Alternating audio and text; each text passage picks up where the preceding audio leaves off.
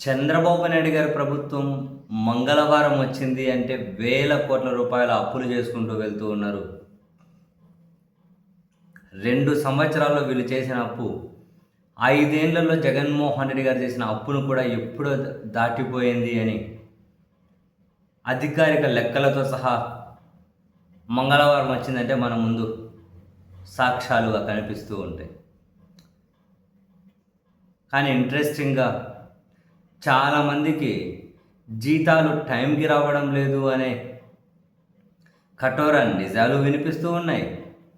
And మరికొంతమంది ఉద్యోగులకైతే 2 నెలలైనా జీతాలు ఇవ్వక వాళ్ళ ఫ్యామిలీలు అల్లాడిపోతున్నారు అన్న వార్త నిజంగానే చాలా పెయిన్ఫుల్లే. యాక్చువల్‌గా కాంట్రాక్ట్ ఉద్యోగులు ఉంటారు కదా, వాళ్ళకు ప్రతి సంవత్సరం ఆర్థిక శాఖ ఉద్యోగి ఏమంటారు పొడిగింపు ఉత్తర్వులు ఇస్తూ ఉంటారు. కాంట్రాక్ట్ ఉద్యోగులు ఉంటారు. కాంట్రాక్ట్ అనేది పర్మనెంట్ కాదని కదా, ఎప్పటి నుంచో పనిచేస్తూ ఉంటారు. వాళ్ళ ఉద్యోగాన్ని పొడిగించుకుంటూ ప్రతి సంవత్సరం ఆర్థిక శాఖ జీవోలు ఇస్తారు. అది రెగ్యులర్గా జరుగుతూ ఉంటుంది. అయితే ఈ క్రమంలో మొన్న మార్చికి 50,000 మంది వివిధ ప్రభుత్వ శాఖలు, వివిధ శాఖాధిపతుల కార్యాలయాల్లో పనిచేసే 50,000 మంది కాంట్రాక్ట్ ఉద్యోగుల సర్వీసు ముగిసింది.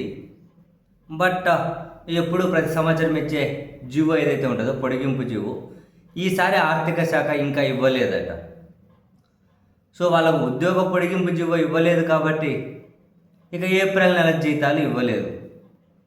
అలాగని చెప్పి మార్చి నెల జీతాలు ఇచ్చారా అంటే నిధి పోర్టల్లో వాళ్ళ వివరాలు నమోదు కాలేదట. అందుకని మార్చి జీతాలు కూడా ఇవ్వలేదట. మార్చి జీతాలు, ఏప్రిల్ జీతాలు, ఇప్పుడు మే వచ్చింది.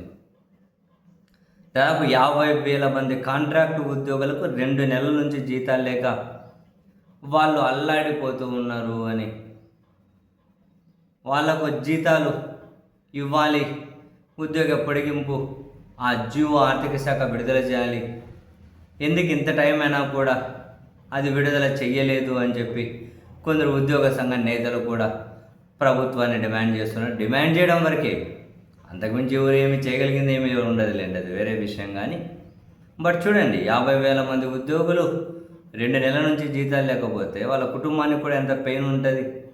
కాంట్రాక్ట్ ఉద్యోగులే కదా, కాంట్రాక్ట్ ఉద్యోగులు పొడిగింపు జీవో ఇస్తూ ఉంటారు జనరల్గా, రెగ్యులర్గా ప్రతి సంవత్సరం. కానీ ఈసారి ఆ పొడిగింపు జీవో కూడా ఇంకా ఇవ్వలేదట. అందుకని జీతాలు లేక తనకలాడిపోతూ ఉన్నారు వాళ్ళు పాపం.